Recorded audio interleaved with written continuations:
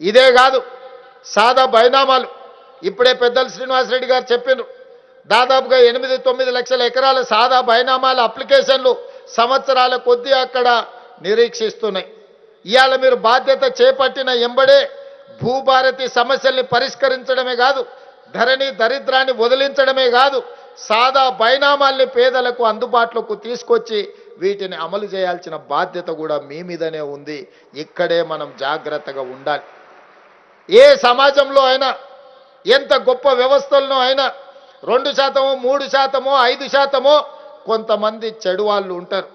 అంత మాత్రాన వ్యవస్థను మొత్తాన్ని మనం తగలబెట్టుకుంటామా?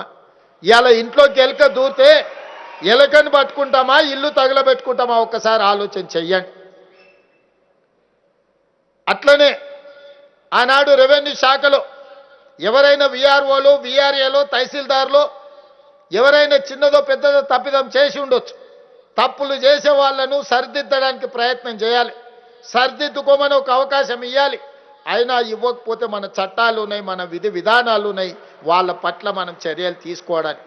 అంతేగాని సొంత ఇంటిని తగలబెట్టుకున్నట్టు ఈ వ్యవస్థను మొత్తాన్ని రద్దు చేయడం ద్వారా వాళ్ళ దొంగతనాలు కప్పిపుచ్చుకోవడానికే ప్రయత్నం జరిగింది తప్ప ఇది వ్యవస్థ వల్ల, మీ రద్దు వల్ల పేదలకు న్యాయం జరగలేదు.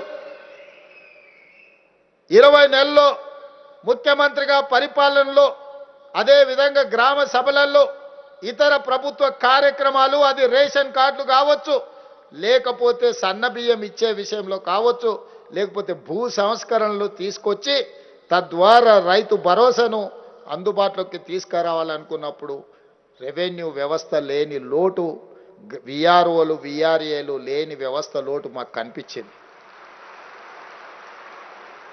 అందుకే మంత్రులతో మంత్రివర్గ సమావేశంలో మాట్లాడిన మనం ఖచ్చితంగా ఈ వ్యవస్థను ఏదో ఒక రూపంలో పునరుద్ధరించి ప్రజలకు అందుబాటులోకి తీసుకురావాలి. మంత్రివర్గ సహచరులు నాకు ఒక సూచన, హెచ్చరిక చేసినారు. వాళ్ళని పూర్తిగా దుర్మార్గంగా వాళ్ళ మీద ఒక ముద్ర వేసింది గత ప్రభుత్వం. ఇవాళ దుర్మార్గమైన ముద్ర ఎంత పాతుకుపోయిందంటే మీరు చెరిపేసినా చెరగనంత బలంగా వాళ్ళు ముద్రేసిండ్రు, పచ్చబొడిసినట్టు.